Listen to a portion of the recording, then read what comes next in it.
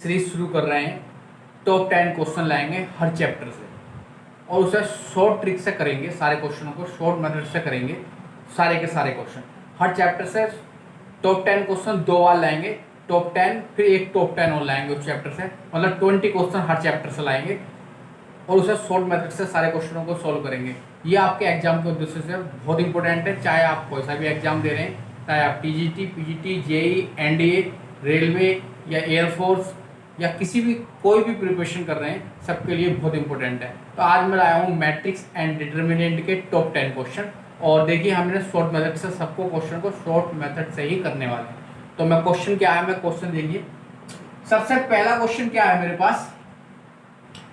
पास पहला क्वेश्चन है the determinant A B A alpha plus B, B C B alpha plus C, A alpha plus B alpha plus C और 0 equal है 0 के। तो ये बताना है कि यहाँ पर जो डिटर्मिनेंट है वो में जो वैल्यू है ए बी सी एपी में है या जीपी में है या एचपी में है या नॉन ऑफ दीज या कोई सा नहीं है। तो अगर हम इस क्वेश्चन को सॉल्व करेंगे तो थोड़ा लेंथी हो जाएगा। एपी जीपी एचपी में हमें एबीसी पता करने के लिए, तो हम इस क्वेश्चन को करेंगे कैसे। देखिए सबसे पहला क्वेश्चन है हमारे पास, तो हम इस क्वेश्चन को देखिए करेंगे कैसे। हम क्या करेंगे, इस क्वेश्चन में अल्फा बराबर 0 पुट कर देंगे। कितना पुट कर देंगे, अल्फा की वैल्यू 0 पुट करेंगे तो जो डिटर्मिनेंट है बन के आएगा ए बी और बी बी सी सी और बन के आएगा हमारे पास बी और सी और 0। अब हम इसे सोल्व आसानी से कर सकते हैं और चाहे तो आप 1 2 0 भी बना लीजिए तो भी आसान हो जाएगा। तो हम क्या करेंगे, 1 2 0 बनाएंगे, कितना आ जाएगा ए बी और बी सब्ट्रैक्ट कर देंगे इसमें से इसे, बी सी सी में लिखूंगा कुछ नहीं, इसमें से इसे सब्ट्रैक्ट करेंगे, इसमें से इसे सब्ट्रैक्ट कर देंगे और 0 करेंगे तो -c हो जाएगा।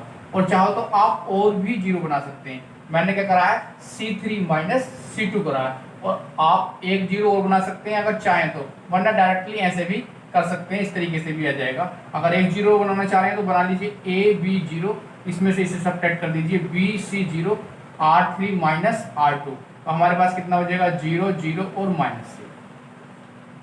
अब हम इसे एक्सपेंड करने वाले हैं, तो जब एक्सपेंड करेंगे तो माइनस का आएगा c² और बाकी तो आ जाएगा 0। इसके बाद हम माइनस के b वाली अगर टर्म लिखते हैं तो हमारे पास देखिए क्या आएगा, ये आ जाएगा माइनस का bc और बाकी तो मुझे लगता है सब 0 होने वाले हैं। तो माइनस के a² c हो जाएगा और प्लस के हो जाएगा b² c equal to 0। c तो गया 0 की तरफ, तो आ जाएगा माइनस के ac² और प्लस के आ जाएगा b² बराबर 0। इसका मतलब b² बराबर कितना आया, c कहाँ गया आपका 0 की तरफ, तो कितना आ गया आपका b² बराबर ac। और b² बराबर ac किसकी कंडीशन होती है आपके पास, gp की। तो आप डायरेक्टली पता कर सकते हैं, कितना आसान तरीके से हो गया कि ये gp की फॉर्म में है। तो हमारे पास इसका आंसर कौन सा बना, ये वाला ऑप्शन आपका सही है। और आप याद भी रखेंगे क्वेश्चन को, अल्फा बराबर 0 पुट करा है तो वो क्वेश्चन जीपी में था, थोड़ा सा ध्यान भी रखना ताकि अच्छा रहे। अगर हम क्वेश्चन नंबर 2 की बात करें तो क्वेश्चन नंबर 2 में हमारे पास क्या है, एक डिटर्मिनेंट दे रखा है fx बराबर x³ x⁴ 3x² 1 - 6 4 p p p² p3 where p एक कांस्टेंट वैल्यू है। और अगर आप इस फंक्शन का जो डिटर्मिनेंट दे रखा है इसका एक्सपेंड करेंगे तो फंक्शन निकल कर आएगा। अगर उसका आप 3 बार डिफरेंशिएशन करते हैं तो क्या आने वाला है, फंक्शन का 3 बार डिफरेंशिएशन करेंगे तो हमें क्या मिलने वाला है, क्या x² के प्रोपोर्शनल होगा या x के प्रोपोर्शनल होगा या x³ के प्रोपोर्शनल होगा या कोई कांस्टेंट संख्या आएगी। तो क्वेश्चन को हम करने के लिए क्या करते हैं, देखिए एक सिंपल सा तरीका, हमें करना कितना 3 बार डिफरेंशिएशन करना है और p क्या है, कांस्टेंट क्वांटिटी है। तो देखिए डिटरमिनेंट का जब भी डिफरेंशियल करते हैं डायरेक्टली तो कांस्टेंट क्वांटिटी वाली फॉर्म का नहीं करते हैं, रो है या कॉलम हो, ना ही इसका करेंगे कांस्टेंट, ये तो ऑलरेडी कांस्टेंट है। तो x वाली टर्म का करेंगे। अब x वाली टर्म का हमें करना कितनी बार है, 3 बार करना है। अगर मैं x की घात 3 का 3 बार डिफरेंशियल करूंगा तो पहली बार आएगा 3x², फिर आएगा 6x, अगली बार आएगा 6 और x की 4 का करूंगा तो कितना आएगा, 3 बार डिफरेंशियल x³ आएगा और अगली बार डिफरेंशियल करूंगा तो 12x² आएगा और अगली बार डिफरेंशियल करूंगा तो 24x आएगा। और अगर 3x² का डिफरेंशियल करूंगा तो मेरे पास कितना आ जाएगा, 3x² का 6x और 6x का 6 और अगली बार करूंगा तो मेरे पास कितना आ जाएगा, 0 आ जाएगा। तो कुल मिलाकर ये जो हमारे पास जो टर्म आई, जो हमारे पास जो फंक्शन fx बना है वो बना है कितना, 6 और 20। यहीं से मुझे आंसर मिल गया अगर आप आगे कुछ मत लिखिए, आंसर यहीं से मिलेगा।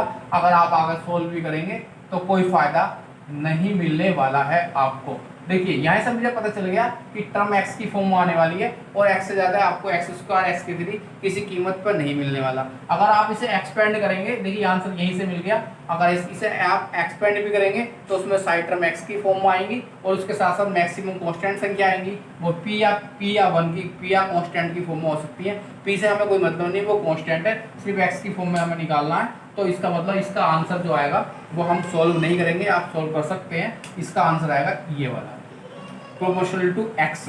इसका आंसर कौन सा होने वाला है, x के प्रोपोर्शनल होगा, यही इसका आंसर है। आप इसे सोल्व कंप्लीटली अपने आप कर सकते हैं। और जब भी आप मेरे साथ बैठे, क्योंकि मैं सीरीज चला रहा हूँ, ये टॉप 10 प्लस टॉप 10 एक चैप्टर है, एक चैप्टर से 20 क्वेश्चन देने वाला हूँ। आप अपनी कॉपी और पेंसिल लेके बैठेंगे और खुद क्वेश्चन को जल्दी से जल्दी क्वेश्चन सोल्व करेंगे, ताकि जल्दी से क्वेश्चन हो जाए, स्पीड आपकी बन जाए। अगर मैं अगले क्वेश्चन पर बात करूँ, क्वेश्चन नंबर 3 पर, तो क्वेश्चन नंबर अगर मैं 3 पर बात करूँ तो देखिए एक f(x) एक फंक्शन दे रखा है x² - 5x + 7। उसमें ऑलरेडी एक फंक्शन दे रखा है x = x² - 5x + 7 और a बराबर एक मैट्रिक्स दे रखी है 3 1 -1 और 2 की, और कह रहा है कि fa कितना होगा, fa कितना होगा। ठीक है, मैं आपको बताता हूँ fa कितना होगा। देखिए आपके पास जो मैट्रिक्स है, एक बार लिख देता हूँ, 3 1 -1 और 2 की। अगर मैं इसकी कैरेक्टरिस्टिक इक्वेशन निकालूंगा, तो पता क्या आने वाली है। देखिए किसी भी मैट्रिक्स की 2/2 की जो कैरेक्टरिस्टिक इक्वेशन होती है, आप याद रखेंगे, वो होती है मैट्रिक्स का स्क्वायर, a स्क्वायर और माइनस ये वाले एलिमेंटों का सम। इसे बोलते हैं a11 और इसे बोलते हैं a22। ठीक है, और आएगा a, ठीक है, a का डिटरमिनेंट, ओके। और इसके बाद क्या आएगा, इसके बाद a का डिटरमिनेंट आएगा। इसका डिटरमिनेंट कैसे निकालेंगे, 3 2 6 + 1 7। बस ये याद रखेंगे, किसी भी मैट्रिक्स की आपको कैरेक्टरिस्टिक इक्वेशन निकालनी है तो ये आने वाली है, समझ रहे हैं ना। तो इसने जो दे रखा ना ये x², जरा ध्यान से समझो इसकी बात को। इसने जो दे रखा ना x², यहाँ पे जरा x की जगह a लिख के देखो जरा, तो x की जगह अगर a लिखूंगा तो a² हो जाएगा, 5a हो जाएगा + 7 हो जाएगा, समझ रहे हैं ना आप। तो अब देखिए a² माइनस के 5a, अब 5a मेरे अकॉर्डिंग कहाँ से आने वाला है, a11 और a22। तो देखो a11 3 है और a22 कितना है 2 है, तो इन दोनों को ऐड करेंगे तो 5 बना, नहीं बना। इसका मतलब इसकी जगह उसने ये लिख रखा है। और इसका अगर मैं डिटरमिनेंट निकालूंगा तो इसका डिटरमिनेंट मेरे पास सीधा 3 2 6 और 1 +1 कितना आने वाला मेरे पास 7। तो इसका डिटरमिनेंट 7 आने वाला। तो देखो यहाँ पे 7 भी लिखा हुआ। इसका मतलब ये एज इट कैरेक्टरिस्टिक इक्वेशन लिखी हुई है, जो उसने दे रखी है वो एज इट कैरेक्टरिस्टिक इक्वेशन दे रखी है। और किसी भी मैट्रिक्स की जो कैरेक्टरिस्टिक इक्वेशन होती है ना, वो होती है इस ये वाली, मतलब इसके बराबर क्या होता है, 0 और होता है। किसी भी मैट्रिक्स की कैरेक्टरिस्टिक इक्वेशन के बराबर यहाँ पर 0 होता है। तो उसने जो ये ऑलरेडी कैरेक्टरिस्टिक इक्वेशन बना के दे रखी है आपको, जब बना के दे रखी है तो उसके इक्वल में 0 होना चाहिए। तो उसने क्या पूछा था, fa कितना होगा। अरे तो ये fa ही तो है भाई, ये fa है, fa कितना हुआ, fa कितना हुआ 0। अब 0 को आप कुछ भी लिख लो, 0 0 0 0 0 तो नल मैट्रिक्स है। तो इसका आंसर कितना हुआ, इतने का fa का, ये fa है आपके पास, इसे fa बोल सकते हैं। तो fa का आंसर कितना हुआ डायरेक्टली 0 0। तो ये वाला ऑप्शन ठीक है, नल मैट्रिक्स है, आप डायरेक्टली कर सकते हैं। तो ये तो मैंने आपको सोल्व करके दिखाया, आपको सोल्व भी नहीं करना था, डायरेक्टली पहचान करनी थी कि हाँ ये कैरेक्टरिस्टिक इक्वेशन लिखी हुई है। अगर x की जगह a रख देंगे तो a² 5a + 7 और कैरेक्टरिस्टिक इक्वेशन क्या होती है बराबर में 0। तो सीधा 0 0 0 नल मैट्रिक्स है। तो डायरेक्टली ऑप्शन से ऐसे मारेंगे देखते के साथ। अगर अगले क्वेश्चन पर डिस्कस करूंगा, नहीं क्वेश्चन नंबर 4 पर, तो क्वेश्चन नंबर 4 में देखिए क्या कह रहा है। देखिए ए क्या कह रखा है, एक मैट्रिक्स दे रखी है 2/2 की और ये सिमेट्रिक। अब इसकी बात यही समझनी है कि ये सिमेट्रिक है मैट्रिक्स, और जब ये मैट्रिक्स सिमेट्रिक है तो सिमेट्रिक की कंडीशन हमें याद आनी चाहिए। सिमेट्रिक मैट्रिक्स है, सिमेट्रिक मैट्रिक्स में पता क्या होता है, सिमेट्रिक मैट्रिक्स में ये वाली कंडीशन भी होती है a12 बराबर a21, ये सिमेट्रिक के अंदर बराबर होते हैं। तो a12 बराबर a21 भी होता है। तो ये वाले बराबर हम रख सकते हैं कि नहीं रख सकते हैं, अगर सिमेट्रिक है तो सिमेट्रिक है तो मैं इसका मतलब 2x + 3 को x + 3 के बराबर रख सकता हूँ, 2x + 1 को। तो कितना बच गया x और 3 1 में से गया तो 2x की वैल्यू कितनी मिलेगी 2 मिलेगी। तो मेरा ऑप्शन कौन सा ठीक होने वाला, सीधा मेरा ऑप्शन ये वाला ठीक हो गया। देखो कितना आसान था। तो ये सिमेट्रिक मैट्रिक्स की कंडीशन होती है A12 बराबर A21, A23 बराबर A32 और ये वाली। चलिए फ्रेंड, क्वेश्चन नंबर 5 पर डिस्कस करते हैं। बहुत ही मोस्ट क्वेश्चन है और बहुत आसान तरीके से कराने वाला हूँ। सॉल्व बहुत सिंपल मेथड से करूँगा आपको। देखिए, the value of lambda and mu, हमें लैम्डा और म्यू की वैल्यू फाइंड करनी है। और with the system of equation, system of equations दे रखी है, ये वाली 3 इक्वेशन दे रखी है। हैव नो सॉल्यूशन, कोई सॉल्यूशन नहीं रखती हैं, कोई भी सॉल्यूशन नहीं रखती हैं। तो आपको ऑप्शन बताना ए बी सी डी में से कौन सा ऑप्शन ठीक है, और लैम्डा और म्यू की वैल्यू आपको फाइंड करनी है। तो हैव नो सॉल्यूशन का मतलब क्या है, पहले हम इनकी कंडीशन समझ लेते हैं। देखिए, मैं आपके लिए क्वेश्चन तो 10 लाया हूँ, लेकिन 10 में आपको कम से कम 15-20 क्वेश्चन बन जाएंगे, क्योंकि मैं उन डिटेल से बताने वाला हूँ। जैसे कि इसी क्वेश्चन में इस तरीके का कोई दूसरा क्वेश्चन भी आ जाए तो भी आप कर सकते हैं। तो हैव नो सॉल्यूशन अगर है तो इसमें मैं क्या बताने वाला हूँ, पहले तो आप इसकी कंडीशन याद कर लीजिए। देखिए, इसकी जो कंडीशन होती है, पहली वाली कंडीशन ये होती है, अगर डी की वैल्यू नॉट इक्वल 0 आ जाए तो सीधा सीधा यूनिक सॉल्यूशन होता है। सीधा सीधा यूनिक सॉल्यूशन होता है। डिटरमिनेंट की वैल्यू अगर 0 आ जाए तो यूनिक सॉल्यूशन होता है। सीधा सीधा नॉट इक्वल 0 आए तो सॉरी, सीधा सीधा आगे कुछ करने की जरूरत नहीं है, यूनिक सॉल्यूशन होगा। और नंबर दूसरी कंडीशन इसकी होती है कि अगर d बराबर 0 आ जाए और d1 बराबर d2 बराबर d3 सभी 0 आ जाए तो कंसिस्टेंट तो होती हैं,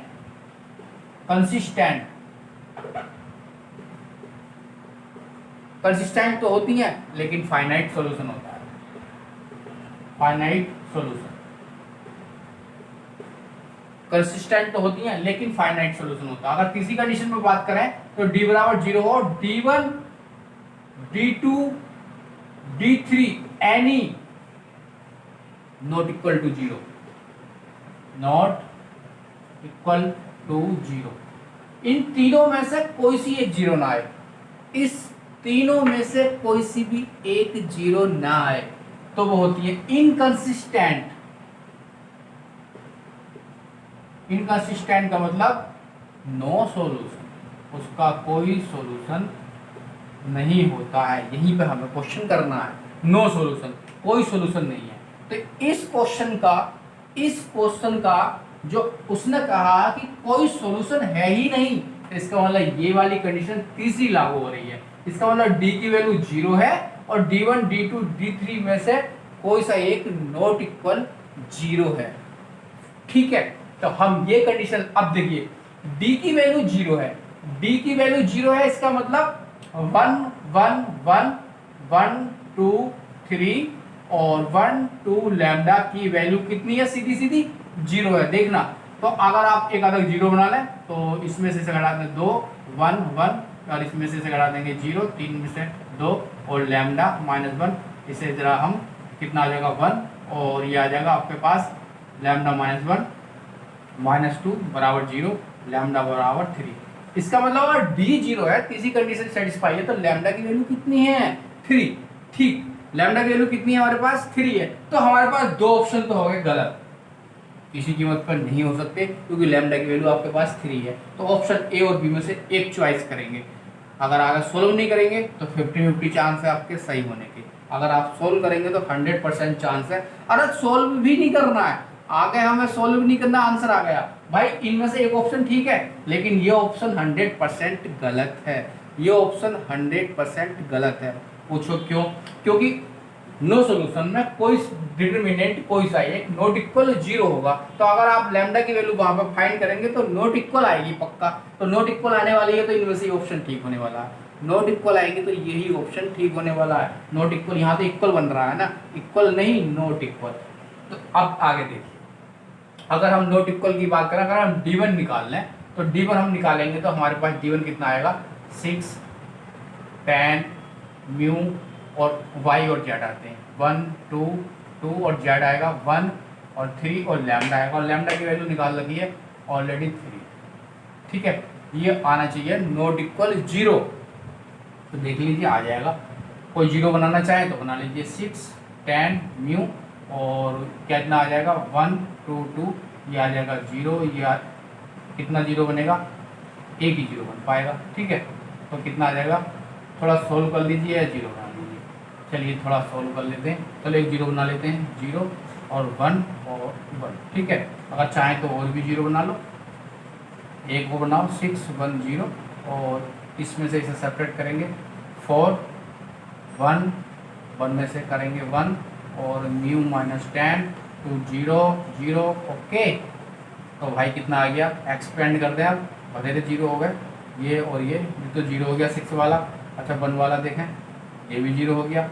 1 वाला कितना आएगा, इससे हाँ 1 वाले से करेंगे, -1 से करेंगे, ये वाला और ये वाला छिप जाएगा, इसकी इससे करेंगे 0, और इसकी इससे करेंगे तो कितना आएगा, -μ + 10 बराबर 0, नॉट इक्वल 0, तो कितना आ जाएगा, μ नॉट इक्वल 10। सॉल्व नहीं करना था, ये तो सिर्फ मैं आपको दिखा रहा हूँ, ये वाला ऑप्शन ठीक है, नॉट इक्वल 0 आएगा। म्यू की वैल्यू कितनी आएगी, नॉट इक्वल 0 होनी चाहिए, म्यू की वैल्यू नॉट इक्वल 0 होनी चाहिए, तभी तो ये 0 आएगा। 0 आएगा तो कोई सा एक 0 मैंने बताया था, तो वहाँ पर क्या सॉल्यूशन होगा, नो सॉल्यूशन होगा। तो इस तरीके से डायरेक्टली आप इस क्वेश्चन को कर सकते हैं, ज़्यादा सॉल्व करने की आपको कोई ज़रूरत ही नहीं थी। अगर क्वेश्चन नंबर 6 पे बात करें तो देखिए इसे भी सॉल्व नहीं करेंगे। क्वेश्चन नंबर 6 क्या है आपके पास, क्वेश्चन नंबर 6 है ए की वैल्यू दे रखी है, ए की 5 पूछिए, ठीक है। तो ए की वैल्यू दे रखी है, तो ए की वैल्यू को थोड़ा डिफाइन कर लो, 2 बाहर ले लो, तो 1 0 0 1 0 0 0 1, मतलब आइडेंटिटी बन गया। बाद में लिख लेंगे उसकी वैल्यू 1 0 0 0 1 0 0 0 होती है। अब अगर आपको ए की 5 निकालना है तो ए की 5 का मतलब 2 की 5 हो गया, आइडेंटिटी का कोई मतलब नहीं है, आइडेंटिटी होती है, कितनी भी घात लिखो। अच्छा अब ऑप्शन पर थोड़ा ध्यान देंगे कि ऑप्शन से यहाँ पर गड़बड़ हो जाती है, क्योंकि ऑप्शन में सब में ए मैट्रिक्स आ रही है, तो आपको ए अगर मैट्रिक्स लानी है तो भाई आपको 2 की 4 लिखना पड़ेगा, क्योंकि मैट्रिक्स की वैल्यू में आपको 2 और आइडेंटिटी कितनी है 1 0 0 1 0 0 0 1, तो 2 की गुणा अंदर करेंगे तो कितना आ जाएगा 2 की 4 2 2 0 0 0 2 0 0 0 2, क्या बन जाएगी वो आइडेंटिटी। और 2 की 4 कितना होता है 2 2 2 जा 4 2 जा 8 2 जा 16 ए इसका आंसर बन जाएगा। सिंपल सी बात है, तो इसका आंसर कितना आ जाएगा हमारे पास, कौन सा ऑप्शन ठीक है, 16, ये वाला ऑप्शन ठीक है। अब क्वेश्चन नंबर 7 की बात करें, आपको क्वेश्चन नंबर 7 की बात करें तो क्वेश्चन नंबर 7 में आपको करना क्या है, सिंपल सा आंसर क्वेश्चन है। देखिए क्वेश्चन नंबर 7 में आप क्या करेंगे, ए दे रखा है, मैट्रिक्स दे रखी है, और ए बी बराबर आइडेंटिटी बोल रखा है, बी पूछा है, तो इसमें क्या रखा है, जब ए बी बराबर उसने आइडेंटिटी बोला है तो बी बराबर हो जाएगा ए इनवर्स आइडेंटिटी, इधर चला जाएगा ए, और ए इनवर्स होता है एडजॉइंट ए बटे ए का डिटर्मिनेंट इनटू आइडेंटिटी। अब एडजॉइंट निकालना है तो एडजॉइंट क्या होगा, सीधी सीधी बात है, एडजॉइंट कुछ नहीं है, एडजॉइंट कुछ नहीं है, सीधे सीधे इसके साइन चेंज कर देंगे, इसके साइन चेंज कर देंगे, इन्हें आपस में ट्रांसफर कर देते हैं, तो इन दोनों का अगर साइन चेंज करेंगे तो माइनस इधर आ जाएगा प्लस इधर आ जाएगा, तो इन्हें ट्रांसफर करेंगे तो कोई फर्क नहीं पड़ेगा, तो वो ए की वैल्यू ना होगा, ए के ट्रांसपोज की वैल्यू बन जाएगी, तो वो ए की वैल्यू ना होगा, किसकी बन जाएगी, ए के ट्रांसपोज की वैल्यू हो जाएगी, क्योंकि ए का ट्रांसपोज तो आप जानती हैं रो का कॉलम, कॉलम को रो करते हैं। अगर इसका एडजॉइंट निकालूंगा तो ये ए ना रहेगा, ए का ट्रांसपोज बन जाएगा, क्योंकि ए का ट्रांसपोज एडजॉइंट के बराबर हो जाएगा, तो इसका मतलब इसे ए का ट्रांसपोज लिख सकते हैं।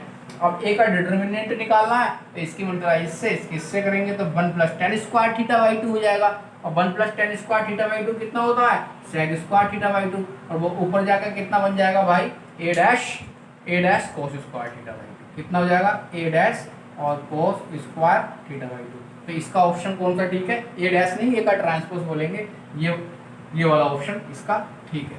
यहाँ पर ऐसा मानिए a डैश जो है एडजॉइंट ए के बराबर बन रहा है क्वेश्चन में, तो इस तरीके से इसे भी जल्दी आप क्वेश्चन को कर सकते हैं। चलिए करते हैं, एक मैट्रिक्स दे रखी है A B B square minus A square A B, then एक मैट्रिक्स है क्या, आइडेम्पोटेंट, इनवोल्यूटरी, नीलपोटेंट या स्केलर मैट्रिक्स। तो पहले आपको पता होना चाहिए कि आइडेम्पोटेंट क्या होती है मैट्रिक्स। आइडेम्पोटेंट जो मैट्रिक्स होती है, ऐसा याद रखेंगे कि आइडेम्पोटेंट मैट्रिक्स में आइडेंटिटी नहीं आती है, ऐसे याद करेंगे। इनवोल्यूटरी में आइडेंटिटी आती है, मतलब ए स्क्वायर बराबर आइडेंटिटी, ऐसे याद कर लेंगे। और आइडेम्पोटेंट में आइडेंटिटी नहीं आती है, तो ऐसा करेंगे ए स्क्वायर बराबर ए आता होगा, फिर जब आइडेंटिटी नहीं आती है तो।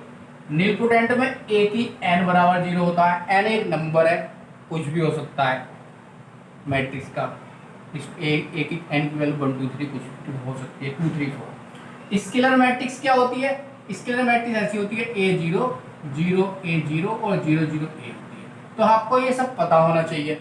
और भी बहुत सारी मैट्रिक्स होती हैं, जैसे कि एक होती है आपके पास A डैश बराबर A, symmetric matrix, symmetric matrix, और एक होती है A डैश बराबर minus A, skew symmetric matrix. ये सब आपको याद होनी चाहिए। एक होती है ऑर्थोगोनल मैट्रिक्स A डैश बराबर आइडेंटिटी, ये सब आपको याद होनी चाहिए। एक होती है हर्मिशन मैट्रिक्स, अरे इसका मतलब हो गया कि A का डैश का ट्रांसपोज, नहीं A का वार का ट्रांसपोज। एक होती है स्क्यू हर्मिशन मैट्रिक्स, और माय से होती है, ये हर्मिशन होती है, ये स्क्यू। ये सब आपको याद होनी चाहिए, क्वेश्चन तो यहीं से बनता है। चलिए अब हम क्वेश्चन पर थोड़ा डिस्कस कर लें। तो अगर इनमें से कोई सी एक कंडीशन सेटिस्फाई होती है तो ये क्या कहलाएगी? तो उसमें से ऑप्शन ठीक हो जाएगा। तो कम से कम इसके डर तो नहीं है ये। अब इनवोलेटरी के लिए या आइडेम्पोटेंट के लिए या निलपोटेंट के लिए आपको ए स्क्वायर तो कम से कम निकालना पड़ेगा। तो मैं इसका ऐसा ए स्क्वायर निकाल लेता हूँ। ए स्क्वायर मेरा हो गया ए बी स्क्वायर और A square minus A B square minus A square minus A B, और मैं क्रॉस मल्टीप्लाई करूंगा दिस एंड दिस, तो हो जाएगा ए स्क्वायर बी स्क्वायर। इसकी इससे करूंगा तो minus K A square B square, इसकी इससे करूंगा तो ए बी की 3, और इसकी इससे करूंगा तो माइनस के ए बी की 3, इसकी इससे करूंगा तो माइनस के ए की 3b, और इसकी इससे करूंगा तो प्लस के ए की 3b, इसकी इससे करूंगा तो minus K A square B square and plus K A square B square. It's mean सारे आपस में कट जाएंगे और मुझे मिलेगा ये 0, और ए स्क्वायर बराबर 0 है तो इसे निलपोटेंट मैट्रिक्स कहते हैं। यहाँ पे n की वैल्यू मिली है 2, n की वैल्यू कितनी मिली है 2। तो ऑप्शन हमारे पास कौन सा ठीक होने वाला है इसका? ये वाला ऑप्शन बिल्कुल करेक्ट है, निलपोटेंट मैट्रिक्स। और कोई सी कंडीशन यहाँ पर सेटिस्फाई हो ही नहीं रही है। ठीक है, क्वेश्चन नंबर 9 पर अगर डिस्कस करें, क्वेश्चन नंबर अगर 9 पर डिस्कस करें तो a बराबर दे रखा है अल्फा 2 अल्फा, और a के डिटरमिनेंट की पावर 3 125 दे रखी है। तो अल्फा पूछा है, तो जब a के डिटरमिनेंट की पावर 3 125 है तो a का डिटरमिनेंट तो 5 हुआ, उसका क्या क्यूब रूट ले लिया मैंने। अब a का डिटरमिनेंट यहाँ से भी निकाल के लिया। अगर मैं इसका डिटरमिनेंट निकालूंगा तो अल्फा स्क्वायर माइनस 4 बराबर कितना मतलब 5, तो 5 4 9 हो गए, तो आ जाएगा प्लस माइनस 3। अल्फा की वैल्यू कितनी आ जाएगी? Plus minus 3। तो ये वाला ऑप्शन आपका करेक्ट है, ये आपका ऑप्शन बिल्कुल ठीक है। अगर मैं अगले क्वेश्चन पर, क्वेश्चन नंबर 10 का मतलब होता है ओमेगा की वैल्यू कितनी होती है? ओमेगा की 3 1 होती है, और 1 प्लस ओमेगा स्क्वायर कितना होता है? 0 होता है। इतना तो कम से कम पता ही है। चलो इतना बता रहे हैं तो और देखो माइनस के 1 प्लस के आई रूट 3/2 होती है। और एक और याद कर लो, ओमेगा स्क्वायर होता है माइनस के 1 माइनस के आई रूट 3/2। ये कुछ बातें तो याद ही कर लो। तो अगर क्वेश्चन पर डिस्कस करेंगे omega is cube root, question number 10 कैसे करेंगे? बहुत सिंपल है, ओमेगा क्यूब रूट यूनिटी है और इतने की वैल्यू क्या होगी? इनमें से ऑप्शन एक ठीक है। तो इसे करने के लिए हम क्या करेंगे, या तो आप इसके एक्सपेंड कर दीजिए, सबको R1 बराबर R1 plus R2 plus R3 ला के एक्सपेंड कर दीजिए, कुछ 0 बन जाएगा। एक्सपेंड करने से सब कट जाएंगे, आंसर बचेगा। या एक काम करिए कि इस वाले ऑप्शन में आप x बराबर 0 पुट करिए इस पूरी सीरीज में। पूरे डिटरमिनेंट में x बराबर 0 रखेंगे 1 ओमेगा स्क्वायर और ओमेगा स्क्वायर और 1, और हो गया ओमेगा स्क्वायर 1 और ओमेगा। ठीक है, आप ऐसा करिए और सबको आप C1 बराबर C1 C2 C3 कर लीजिए। 1 plus omega square 1 plus omega square 1 plus omega square, बाकी का तो कुछ नहीं करना। ओमेगा स्क्वायर 1 1 और ओमेगा। ठीक है, कितना आ गया? 0 0 0 और ओमेगा स्क्वायर 1 1 और ओमेगा। देखिए पूरे की वैल्यू कितनी आ गई? 0। पूरी वैल्यू कितनी आई है? 0। x बराबर 0 रखने से मिला आपको 0, तो ऑप्शन में आ जाइए। और x बराबर 0 रखने से देखिए कहाँ 0 मिलेगा? यहाँ x बराबर 0 से 1 मिलेगा, यहाँ x बराबर 0 रखने से ओमेगा मिलेगा, यहाँ x बराबर 0 से ओमेगा स्क्वायर मिलेगा, यहाँ पे x बराबर 0 रखने से 0 मिलेगा। तो हमारे पास ऑप्शन कौन सा ठीक है? ये वाला ठीक है। आई होप ये क्वेश्चन आपको बहुत अच्छे समझ में आए होंगे। इससे आपके माइंड में कुछ नई टेक्निक भी जरूर मिली होगी, क्वेश्चन किस तरीके से एग्जाम में करें ताकि स्पीड बढ़ जाए। मैं इस तरीके की सीरीज चलाने वाला हूँ। अगर आपको ये सीरीज पसंद आएगी तभी सीरीज चलाऊँगा। अगर आपको पसंद आई है तो मेरे चैनल को सब्सक्राइब कर लीजिए और बताइए मुझे कमेंट करके कि ये पसंद आई है या कि नहीं आई है, ताकि मैं इसका सेकंड मैट्रिक्स एंड डिटरमिनेंट के अगले next 10 question with short method से लेकर आऊँ। उसके बाद जितने भी आपके चैप्टर हैं पूरी बुक के सबके शॉर्ट मेथड से 20-20 क्वेश्चन लेके आऊँ। तो आज दोस्तों इतने रहने देते हैं, खूब मेहनत करिए, तैयारी करिए, लगे रहिए। नमस्कार।